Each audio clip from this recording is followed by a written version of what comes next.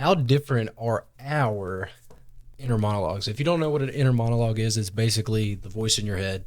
Like, I'm gonna pick up this Diddy thing.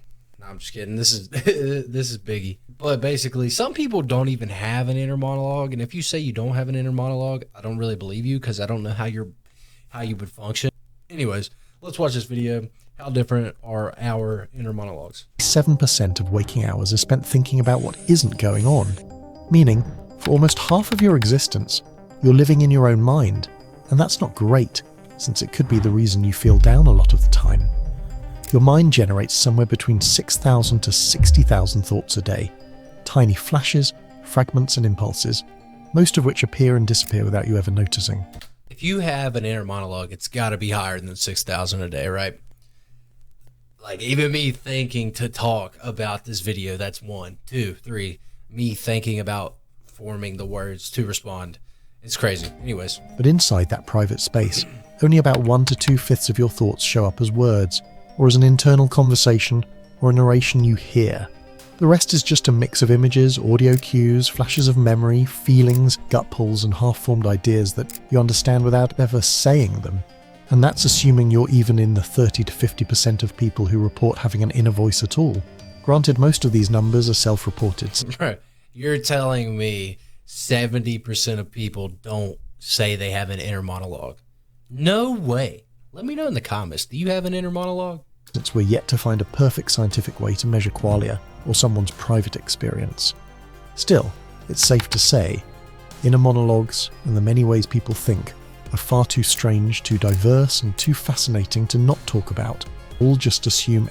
See, like, I would be, like, thinking in my head, that's a pretty ocean. I remember when I was younger going to the ocean. Like, stuff like that. How do you not think of that? His inner world works like ours. It doesn't, at all. Because there isn't one default setting for thinking. There are 5 entirely different ways that people can think. Some people, about 40%, have internal voices, which are like constant dialogues or conversations going on with themselves in their head. They talk to themselves, argue with themselves, rehearse conversations they might never have, and for them, silence isn't real silence. It's just the moment that voice speaks. So if they'd lost their keys and they go looking for them, their mind goes, did I leave them on the table? Maybe in my jacket? Maybe I... Who doesn't do that? Who actually doesn't do that? I dropped them in... Like, you're telling me you don't wake up and be like, I really need to go to the gym today. I need to study today.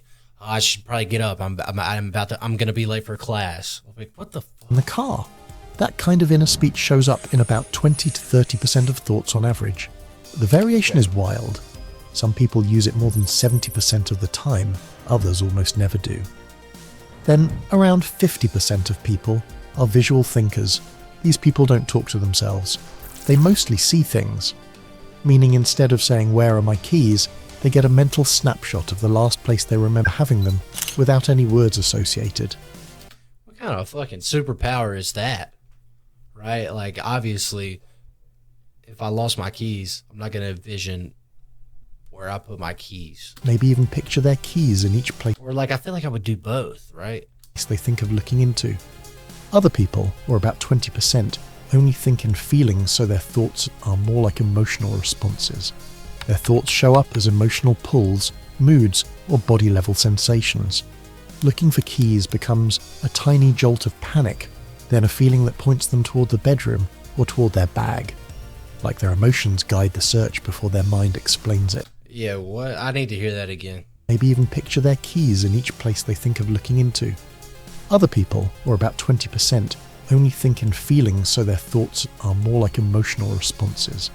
Their thoughts show up as emotional pulls, moods, or body-level sensations. Women, am I right? I just playing. But I don't believe that, like, the universe is guiding you to find where you left your keys. Get the fuck out of here. Looking for keys becomes a tiny jolt of panic, then a feeling that points them toward the bedroom or toward their bag. Like their emotions guide the search before their mind explains it. Another 20% of people say it's common for their thoughts to be more like senses. This means when they try to remember their keys, they might mentally feel the motion of putting them in a coat pocket, or remember the sound of them hitting a surface. Lastly, and maybe the most misunderstood group, which is surprisingly not that small, are the ones that have no audio or visual association with their thoughts whatsoever. These are people who report not experiencing any kind of inner thoughts the way the rest of us do. Now you might have noticed that these percentages don't quite add up to an exact 100. That's firstly because this is still a self-reported topic, meaning the values shouldn't be taken as exact, but also because most people are a blend of more than one style. You could talk to yourself internally. Yeah, see, that's what I'm thinking. That, like, I feel like I'd think about it. Like, if I were to lose my keys, I would think, did I have my keys here? When was the last time I had my keys? And then I would try to think and picture the last time I had my keys, and then I would go look in that last spot that I found I feel like that's how everybody thinks. I don't understand how you would just let your emotions or senses guide you to that, right? And still visualize things clearly. You could think mostly in concepts, but get emotional signals when something demands it. The mind isn't locked into one format. It's fluid, layered, inconsistent in the most human way. And even within one category, people exist on different levels. A verbal thinker could have full discussions with themselves, sometimes even say stuff out loud, while another hears just fragments of phrases. A visual thinker might see crisp, detailed scenes, while someone else only gets faint silhouettes. A well-known example of this difference is something called the apple test. If I ask you to close your eyes and picture an apple and then describe what you saw in a comment, you'll notice the results scatter everywhere. I see a shiny apple that's like just been polished, a red apple. I don't see look at 5. There's nothing going on up there. Holy shit! Think of an apple. Fuck. Some of you will see it like it's physically there, with perfect textures, shadows and highlights. Some could even rotate it, move it around. Some wouldn't even need to close their eyes. They could do it that easily. Others would get a dim impression, like a low-resolution image. Some only see the word apple, or the idea of one, with no picture at all. And a small portion of people, or apparently 0.8% of you, will see absolutely nothing, a complete absence of imagery. And that's aphantasia, or the inability to form mental images. And what's crazy is that people with aphantasia often don't realise they're different until their 20s or 30s. There's no way. There's just no way that you don't realize that until you're 20 years old. That has to come up in life. When you're reading a book, like, and you're imagining grassy fields over the horizon. What the fuck? What? Yeah, no, get out of here. They hear people say, picture this, and think it's just a figure of speech. When they find out other people actually see images, their whole understanding of reality shifts.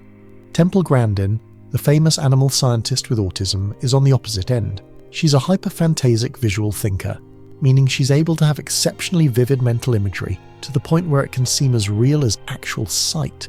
She said trying to understand word-based thinkers feels like trying to understand aliens. This is why communication is harder than we think. You might describe something with words, but the person listening might think in pictures. You might give someone directions verbally while their brain wants a map. Teachers explain concepts linearly, while some students only understand them spatially. We think we're speaking the same language, but sometimes... I think there's different learning styles. Like, obviously, I think, like, for me, watching a video and, like, hearing it is more beneficial than sitting in lecture, right? Because it's entertaining to me, right? And some people listen better. Some people read better. But, yeah, I don't know. Sometimes we're not even using the same operating system. If a cybersecurity or IT degree has been on your mind, check out UMGC. Bro. They're waiving their application fee through February. And the differences don't stop at how we think. It shows in all the weird little things we always could do without really noticing, although they're kind of insane if you think about them, like how almost 80% of us can replay music internally almost perfectly, and how few of us could even hear it so vivid that it's nearly indistinguishable from actual sound. Another thing is how you can talk to yourself in your head. That depends on how catchy the song is, right? So, like, oh fuck, what's a catchy song? I mean, I hate to say it, but the vast majority of Drake songs, like, I can picture in my head are like some like bops from back in the day. There was a time that you raided on my parade. Like, I can hear that perfectly. And all the clothes you get and using my name. That, like, stuff like that, bro. In voices you can't even do in real life. What is this? Every pitch, no matter how deep or high, acts indistinguishable from actual sound. Another thing is how you can talk to yourself in your head in voices you can't even do in real life. Every pitch, no matter how deep or high, accents or tone. So is that saying, like, you hear, like, your thinking voice sounds different than your real voice? Like, that I could believe. Feel like it would be kind of fucking scary, though, hearing, like, a different voice in my head. All almost natural to do inside. Honestly, I feel like my inner monologue doesn't even have a tone, right? It just kind of does. I don't know. You could probably even perfectly mimic every person and character you could think of, even if it's a voice you physically can't produce. It feels like voice acting if you had no limits to what you can do. And this is something over half of us experience. Some people can also feel sensations just by thinking about them. If they think about cold metal, they get a tiny chill on their fingertips. If they imagine running their... Wait, hold on.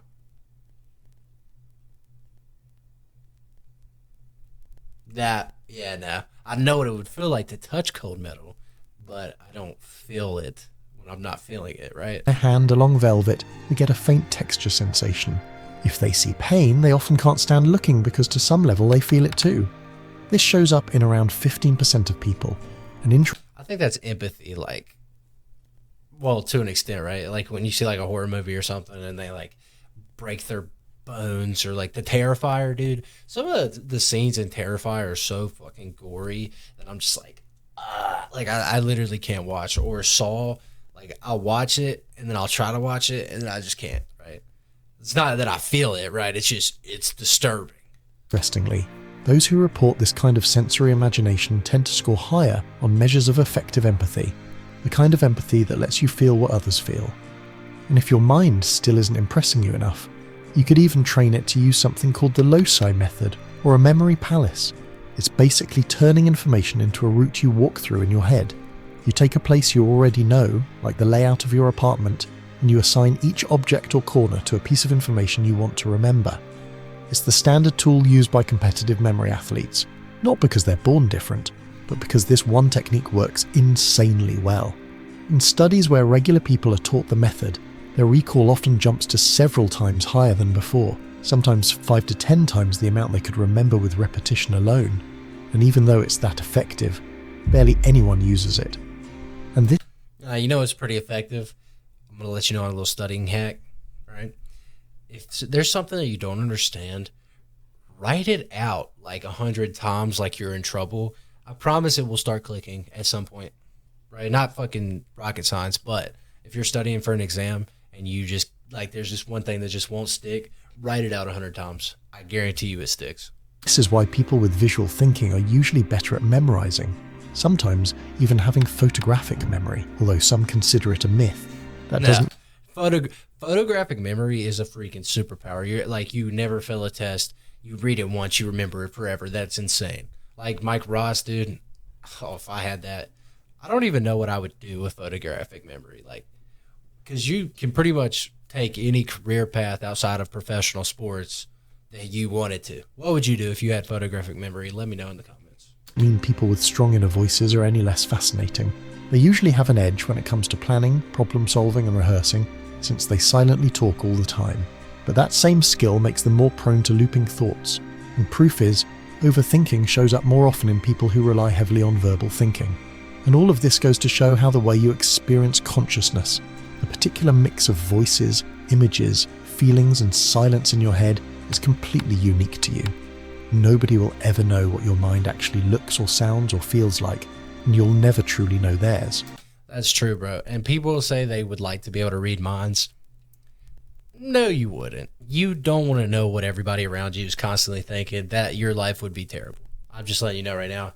You do not want to know what's going through someone's head all the time, right? That it's just a recipe for disaster. You can describe it, you can approximate, but the lived experience is forever yours alone, because every person you meet is in a way living in a completely different universe than you. Their internal reality is fundamentally different from...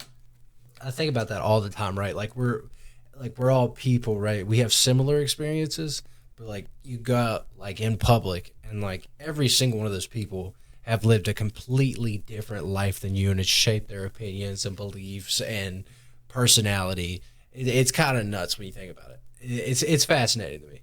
Like, just everybody is so different, but also similar at the same time. Yours.